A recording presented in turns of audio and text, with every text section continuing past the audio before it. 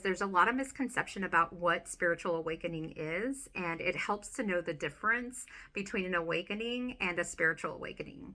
So, an awakening, whether it's spiritual or not, is the realization that something is different than what you thought it was.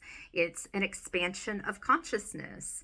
So, this can happen anytime someone has a new experience. So, you're going to have a variety of awakenings, of realizations of what the world is actually like compared to what you thought it was.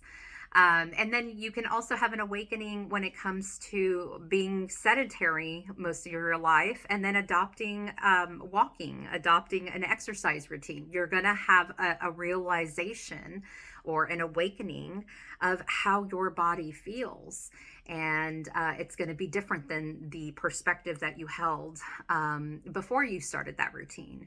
So that's really all an awakening is. It's just a realization or expansion of consciousness. But a spiritual awakening is related to the belief of spirituality, which is basically believing that our souls, our energy continues past this lifetime and maybe even previous to this lifetime.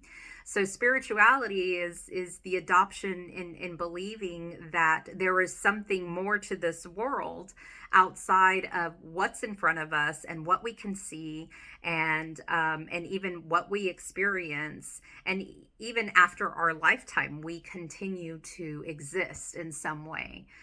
So when we have a spiritual awakening, that means that what we are realizing, the conscious expansion that we're experiencing, has to do with spirituality.